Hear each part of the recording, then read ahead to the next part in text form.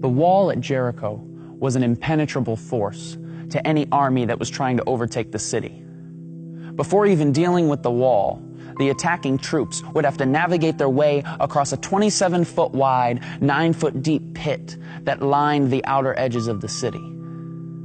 Then there was the wall itself, a 17-foot high, 5-foot thick, pure mass of solid stone. If the attacking army managed to get this far without being shot down by archers, all that was left was to defeat the well-trained Canaanite army that was waiting within. This was the reality for a young leader named Joshua and his ragtag Israelite army. These Israelites, who had seen an entire generation live and die while wandering through the desert, were tired, hungry, and facing what seemed like an impossible task, a hopeless situation. Now, I haven't lived very long, but I've lived long enough to know this, that running into walls is a part of life. And the bigger the wall, the more hopeless the situation can seem. The large walls of sickness, loss, divorce, addiction, they pop up all around us and they seem impenetrable. And just like the wall at Jericho, these walls rarely stand alone.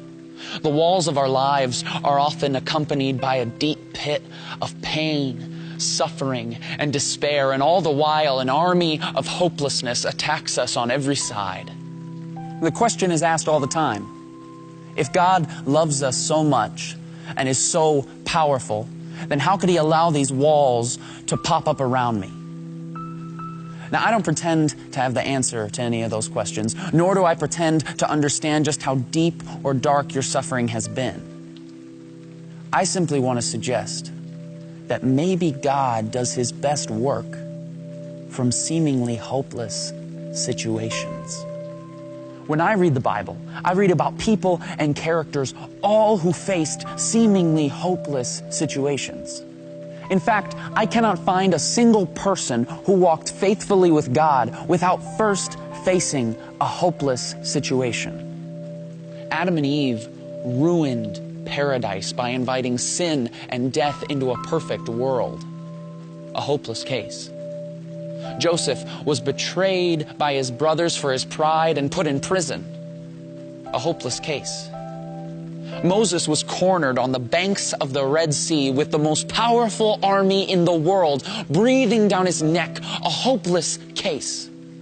Gideon was 300 against 300,000. David stood across the valley from a bloodthirsty giant. Esther was a woman trying to gain a word with a prideful king. Daniel's roommate was a lion. His friends were thrown in an oven. Jonah sucked at his job and got stuck in a whale. Peter was a coward. Paul was imprisoned. The 5,000 had no food. Lazarus was dead. Timothy was too young. Abraham was too old. The youngest son was too stupid. The walls of Jericho were too strong. And Jesus was humiliated, hung on a cross, and buried in a tomb, burying all hopes of the revolution that was hoped for thousands of years. Now, everybody was ready to close the book on these stories. The end, game over. But if there's one thing we learn from the Scriptures, it's that we can never place a period where God has placed a comma. Because when all other options have been worn out, when circumstances couldn't get worse, when everything else has failed, get ready, because that is exactly where God shows up. Because Joseph became second in command. The Red Sea parted. Gideon won without lifting a weapon. Goliath's head was on a plate. Esther spoke and the king listened. Daniel tamed the lion. The oven felt like room temperature. Nineveh repented. Peter became the rock.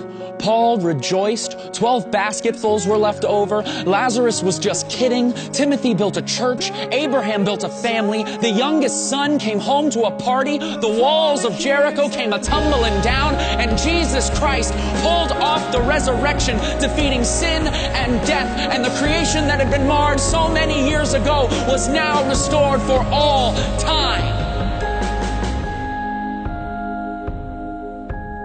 With God, what seems like a hopeless situation is not only possible, it's favorable. Because only God can turn a mess into a message.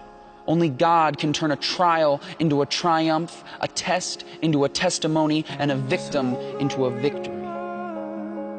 His power is made perfect in weakness. So let us rejoice in our trials and hold unswervingly to the hope we profess, because He who promised is faithful, was faithful, and will always be faithful, no matter how hopeless the situation.